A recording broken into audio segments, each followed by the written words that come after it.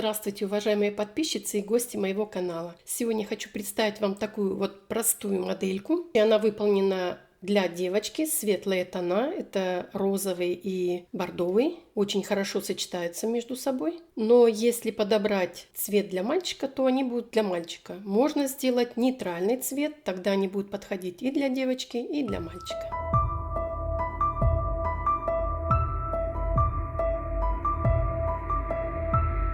Предлагаю вам сегодня вот такую интересную модель. Очень просто вяжется, смотрится очень красиво. В данном случае я выполнила для девочки, так как это нежно-розовый цвет, меланжевый, и как дополнение такой красивый бордовый цвет. Двойная подошва. Замерю пинетку, покажу вам, какого она размера. Чуть больше 10 сантиметров, пяточка 4. Я буду мерить по бордовой линии. И 5 пальчики. Задняя часть пинетки. Высота чуть больше 5 сантиметров, 5,2. Это я считаю до бордового рантика. Сам бортик 2 сантиметра. Передняя часть тоже посчитаю до бортика, но это будет немножко больше, потому что вязание впереди закругленное. 3,3, наверное, вот так будет.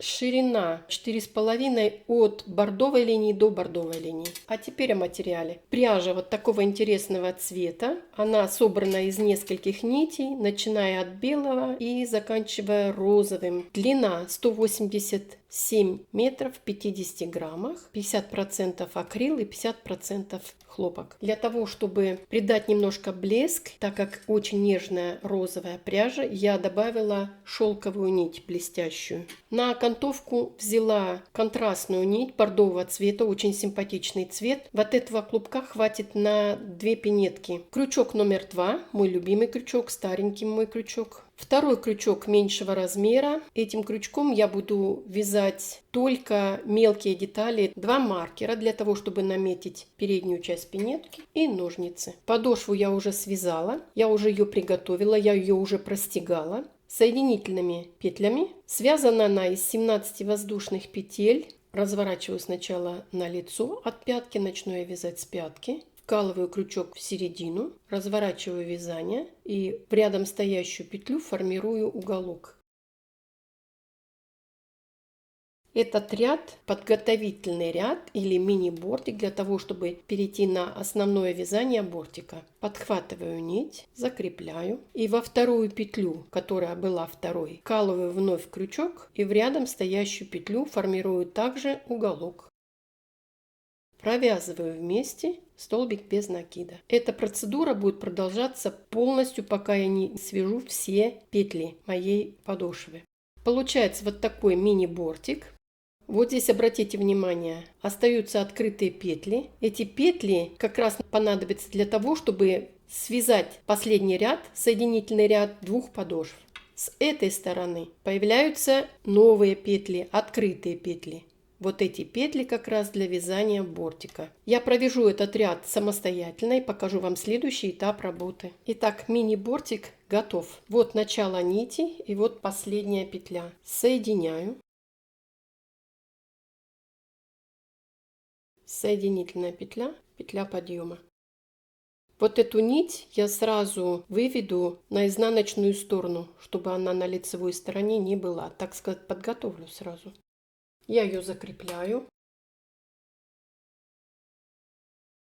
Вот так аккуратненько ее приглажу. А здесь она примнется. Можно сразу соединить 2 подошвы. Я этого делать не буду. Я буду продолжать вязать высоту. Теперь я приступаю к вязанию бортика. Это уже будут основные ряды. Буду это делать столбиками без накида. В каждую петлю мой бортик будет состоять из 6 рядов. 5 рядов буду вязать без изменения в каждую петлю столбиками без накида. 6-й ряд буду убавлять на передней части 4 петли для того, чтобы закруглить мой мысик. Итак, я провяжу 5 рядов столбиками без накида и покажу вам 6-й заключительный ряд. Вот посмотрите, это уже первый ряд моего бортика. Итак, мне осталось провязать 5 рядов в высоту и вам покажу 6-й заключительный ряд. Итак, я провязала бортик, который состоит сначала из 5 полных рядов, и приступила к вязанию последнего ряда 6-го, где я буду убавлять центральные 4 петли. У меня появились в работе маркеры, я их уже наметила.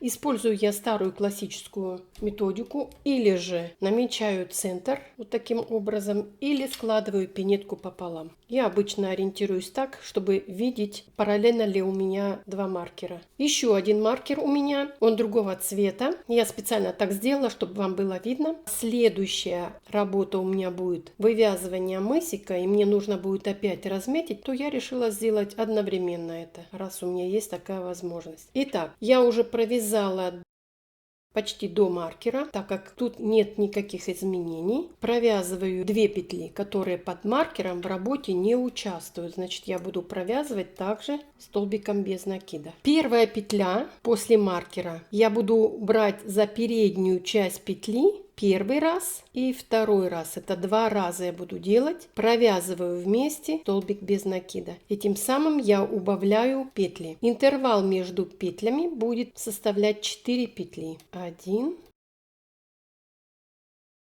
2, 3, 4. Так как мне нужно убавить 4 петли и интервал между петлями 4 петли, то значит у меня соответственно середина будет составлять 20 петель, которые я отметила маркером. Второе убавление. Точно так же за передние части провязываю вместе столбик без накида. И вновь повторение. 4 петли интервал, 2 петли из 2 петель вывязать одну. 4 петли интервал, из 2 петель вывязать одну за переднюю часть. Я это сделаю самостоятельно и провяжу до конца весь 6-й ряд. Это будет последний ряд, и покажу вам следующий этап работы. Бортик связан, он состоит из 6 рядов. 5 рядов я провязала без изменений, петля в петлю, и в 6-м ряду я убавила на мысе 4 петли. Этим самым я сделала мысик закругленный. Маркерами я отметила центральные 34 петли. Петли под маркерами в работе не участвуют. Это значит, у меня открытых 34 петли. Мыс у меня будет начинаться с первых 6 петель. Это значит 34 минус 6 будет 28. 28 петель это петли для двух сторон. Для увеличения мыса и продвижения до маркеров. Это значит длина. 28 поделить на 2 будет 14, значит с 15 петли я начинаю вязать. Вязать я начну не за полную петлю, а только за заднюю часть. Это значит я буду крючком подбирать только заднюю часть петли. 2, 4, 6, 8, 10, 12, 14, 15. Вот таким образом буду провязывать первые 6 петель. Первая петля закрепляющая. Одновременно остаток нити укладываю параллельно вязанию, чтобы ввязать. Из этой же петли формирую полноценную петлю, подтягиваю. И таким же способом буду провязывать все следующие петли, только за середину. Так мне нужно сделать 6 раз.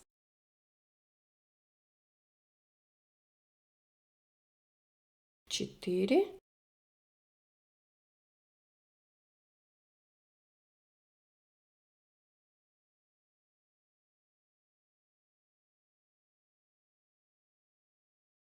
6. 2, 4, 6. Я набрала и провязала первые 6 петель. И чтобы быть уверенным, чтобы вязание немножко не повело, не скосило, я проверяю вторую сторону. У меня должно быть также 14 петель. 2, 4, 6, 8, 10, 12, 14. Все отлично. Продолжаю вязать также из середины петли. Первая соединительная петля. И вторая соединительная петля. Разворачиваю вязание без петли подъема. Нитью перекрываю первую петлю и со второй петли начинаю вязать. 1 и 7-я последняя. У меня прибавилась 1 петля. С другой стороны завожу крючок вот таким образом, что гриф у меня снаружи. В середину петли подхватываю нить, первая соединительная петля и точно так же вторая соединительная петля. Разворачиваю вязание без петли подъема. И теперь уже очень хорошо видно две петли, которые мы провязали соединительным. Первая петля и вот она вторая. Я продолжаю вязать со второй петли, так как я буду прибавлять петли. 1, 2, 7. И последняя 8. Я прибавила уже 2 петли. Таким же способом мне нужно прибавить еще 4 петли, чтобы у меня на мысе было 12 петель. И эти 12 петель, они у меня останутся как конечные петли, и я буду провязывать уже в длину. Я провяжу самостоятельно до прибавления 12 петель и покажу вам следующий этап работы. Итак, я провязала 12 центральных петель. 2, 4, 6, 8, 10, 12. И теперь буду вязать длину. Значит, этим самым я не буду прибавлять центральное количество петель, я буду только продвигаться к маркерам. Принцип остается прежним. Первая соединительная петля и вторая соединительная петля. Разворачиваю вязание без петли подъема, нитью перекрываю первую петлю, так как мы начинали вязать со второй и прибавляли петли, то теперь я буду вязать с третьей петли, для того, чтобы оставить центральные 12 петель. 1, 11 и 12. У меня по-прежнему осталось 12 петель. С другой стороны все точно так же. Первая соединительная петля за заднюю часть петли и вторая соединительная петля. Разворачиваю вязание. Здесь очень хорошо видно первая, вторая и третья. Так как я больше прибавлять в середине не буду, я буду вязать с третьей петли. 1, 2, 11 и 12. По-прежнему 12 петель. Вот прибавилось еще 2 ряда. Уже формируется хорошо мысик, уже его видно хорошо. Но до маркеров еще нужно вязать. Поэтому я провяжу самостоятельно таким же способом, не прибавляя петли, начиная каждый ряд с третьей петли. И мы повстречаемся тогда, когда все петли до маркера будут связаны, когда мыс фактически будет готов. Ну вот, посмотрите, мысик готов. Я довязала полностью все петли до маркеров. Теперь я приступаю к вязанию язычка. Язычок у меня будет состоять вместе с мысом, соответственно, вязать буду. А значит, я буду считать от начала вязания мыса до окончания язычка. У меня будет состоять 24 ряда. Мыс у меня закругленный, а язычок у меня будет ровненький. Значит, соответственно, там нет никаких изменений, ничего такого, просто вязать высоту. Теперь о ширине язычка. Язычок у меня будет на 2 петли шире, значит, соответственно, с первой петли, которую я буду вязать, я провяжу из одной петли 2 петли и из последней также 2 петли, для того, чтобы у меня теперь в работе было 14 петель. Если считать парами, то у меня уже связано 1, 2, 3, 4, 5, 6, 7. Это 14 рядов. Мне еще остается связать 10 рядов или 5 пар. Я свяжу язычок самостоятельно, обвяжу его. Вот он, посмотрите. Сложностей здесь никаких нет. Он просто обвязан аккуратненько, чтобы со всех сторон было ровно, было красиво. И покажу вам следующий этап работы. Ну вот, передняя часть пинетки готова. Высоту просто провязать 14 петель, обвязать язычок, и передняя часть пинетки готова. Смотрится красиво. Теперь приступаю к задней части пинетки. На заднюю часть пинетки я умышленно не называю количество петель, так как крючок очень коварен в этом. Можно пропустить петлю, не заметить ее, неровно связать и так далее, и так далее. Поэтому, если вы обратили внимание, что вот эта часть маловато для вашего малыша, сдвиньтесь немножко ниже, сделайте переднюю часть пинетки не 34 петли, а, например, 32. Итак, приступаем к вязанию задней части пинетки. Я начну вязать не с открытых петель, а из вот этих половинок петель, которые у меня остались при вязании передней части пинетки. Буду я их задействовать сначала первые 3. Вот 1, 2, 3. Вот это будет у меня первая петля. Начало вязания задней части. Закрепляющая петля. И из этой же петли вывяжу одновременно уже полноценную петлю. Остатки пряжи укладываю ровненько на линию с вязанием и буду одновременно ввязывать эти хвостики. Вторая полупетля. Вот так. И третья. Вот эта третья петля, она очень маленькая, она такая тонкая петля, что не всегда получается подобрать крючком, тем крючком, который вы вяжете. Поэтому я использую крючок меньшего размера. Вот тот, который я вам показывала в материале. Всего лишь навсего подберу его. Иногда это не так легко, но тем не менее. Вот так. И уже вязать буду крючком моего размера. Теперь я вышла на открытые основные петли, полноценные петли. И буду вязать столбиками без накида до конца ряда, захватывая вот с этой стороны 3 полупетли. Я провяжу это самостоятельно и покажу вам следующий этап работы. Первый ряд задней части пинетки связан. И теперь я приступаю к вязанию второго ряда. Не забыла провязать с этой стороны также 3 полупетли. Петля подъема, разворачиваю вязание. И это будет второй четный ряд. Все последующие четные ряды, второй, четвертый, шестой, это будут изнаночные ряды. Я буду пропускать с каждой стороны в начале и в конце по одной петле, для того, чтобы сделать скосы. Итак, первую петлю пропускаю и начинаю вязать со второй петли. Все по-прежнему столбиками без накида. Сейчас пока не видно первую пропущенную петлю, но в процессе вязания, когда я буду подниматься выше, можно будет увидеть вот этот скос. Мне нужно связать 8 рядов в высоту. Не забудьте, что в каждом четном ряду с каждой стороны убавлять по одной петле. Это значит, в каждом изнаночном ряду нужно убавить 2 петли в начале и в конце. Я провяжу заднюю часть пинетки 8 рядов, получается уже 7 рядов самостоятельно, и покажу вам следующий этап работы. Итак, 8 рядов в высоту задней части пинетки я связала. Посмотрите, какие неровности получаются у меня в трапеции. Поэтому я сначала обвяжу полностью всю заднюю часть пинетки от начала до конца, для того, чтобы сделать края ровные, так как следующий этап будет, это будет вывязывание петелек, чтобы все стороны были ровненькие. Я вытягиваю петлю, пропускаю полностью пинетку через эту петлю.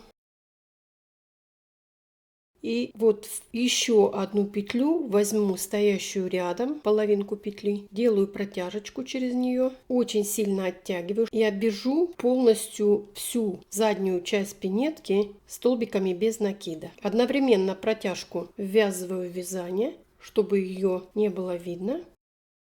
И выхожу на верхнюю часть, на верхнюю сторону. Для того, чтобы не стягивало вязание, так как это другая плоскость, я из первой петли вывяжу 2 раза. И перехожу уже на другую плоскость. Я обвяжу это самостоятельно и покажу вам следующий этап работы.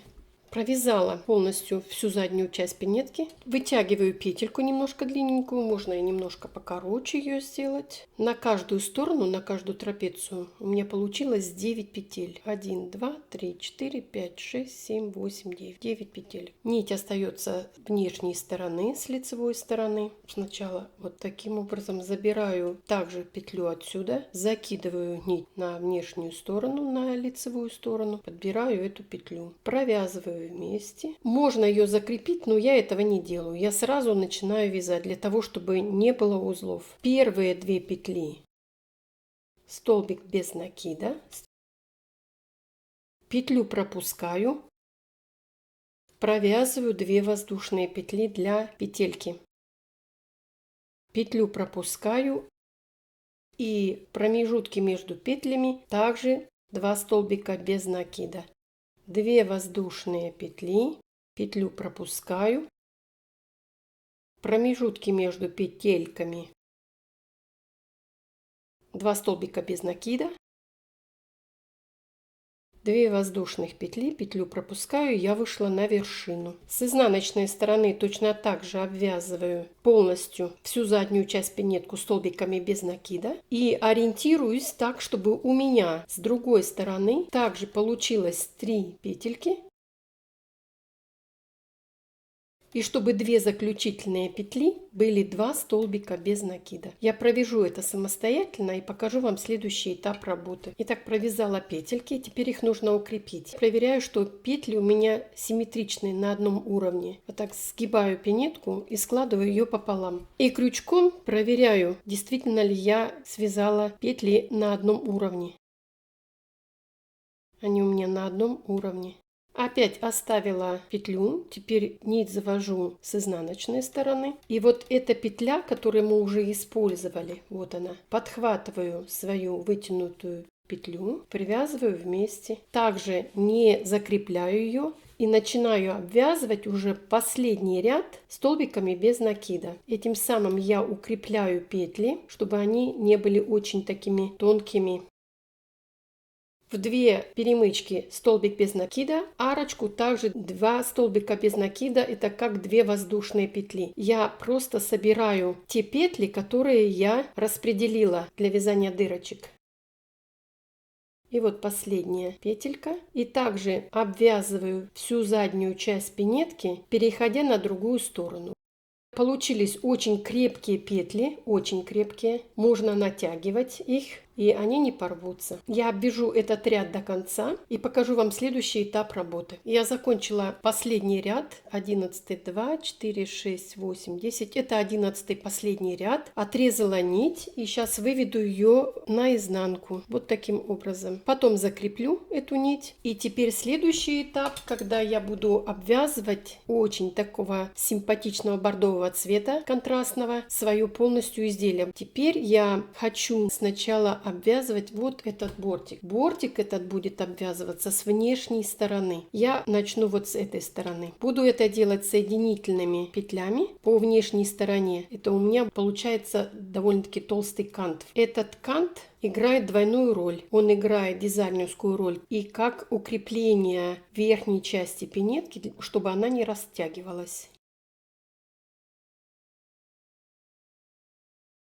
Каждую петлю соединительная петля. С внутренней стороны смотрятся вот такие красивые стежочки, а с внешней вот такой симпатичный кант. Очень хорошо сочетается с цветом. Петли должны быть средние, не очень тугие, я имею в виду не очень затянутые, но и в то же время не очень свободные. Так как это новое вязание, петля вам кажется, что она, например, тугая, но она впоследствии растянется и приобретет ту длину, которая уже при растяжке сформируется. Итак, я провяжу до конца и покажу, как я вывязываю вот этот бортик. Итак, заднюю часть пинетки обвязала, теперь приступаю к вывязыванию канта передней части на мысе. Вот эти полупетли, которые остались, я подхватываю за полупетлю и провязываю соединительной петлей. Делается это очень просто, смотрится очень красиво, так как пряжа очень контрастная по отношению к основному вязанию. Смотрится очень красиво. Я провяжу это самостоятельно до конца, спрячу нитки, закрою это и покажу вам, как я соединяю 2 подошвы. Ну вот, посмотрите, пинетка практически готова. Смотрится совсем по-другому. Теперь мне надо обвязать подошву. Вот соединить их. Это будет последний ряд, это будет 3-й ряд. Вот тут вот 1-й ряд я простегала, 2-й ряд и вот 3-й соединить. Поэтому они не будут расслаиваться, 2 подошвы. Будут очень здорово смотреться, очень гибкие, очень удобные, стираться хорошо и так далее. Подбираю петли одной подошвы и петли другой подошвы. И буду это я делать тоже контрастной нитью, вот бордового цвета, соединительными петлями. Вот в этом случае петли должны быть очень свободные, так как подошва еще новая, не растянулась, поэтому ей надо дать возможность растянуться.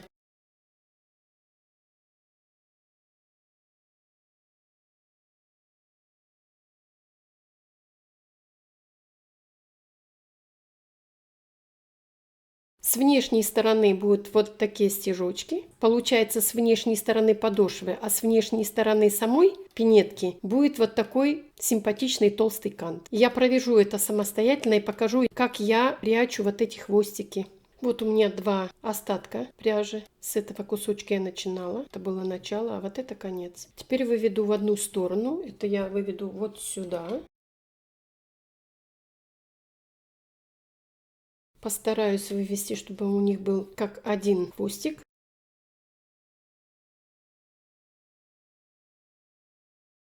И теперь разворачиваю заднюю часть и вывожу во внутреннюю сторону. Ищу точку, вот эту. Подбираю 2 хвостика и вывожу вовнутрь.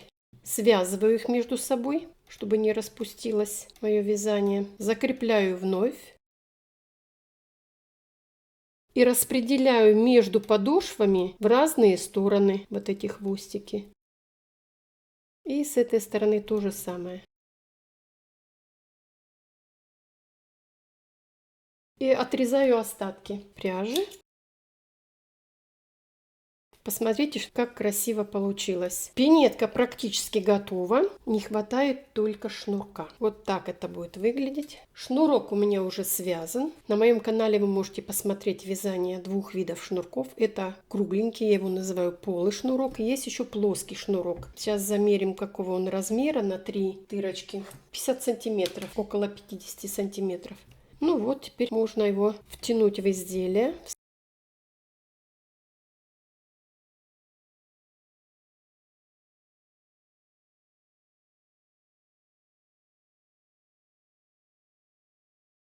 И вот, пожалуйста, пара готова. Очень симпатично смотрится. Мягкая подошва очень гнется. Симпатичные маленькие пинеточки. В данный момент они связаны для девочки. Можно сделать их нейтральными, а можно сделать только для мальчика, если взять другого цвета, более-менее темного для мальчика. Вот так. Я желаю вам уважения друг к другу, мира, добра. Вяжите в удовольствие, дарите свои изделия своим детям, своим внукам. Радуйте их, радуйте своих маленьких малышей от новых изделий. До свидания, до новой встречи.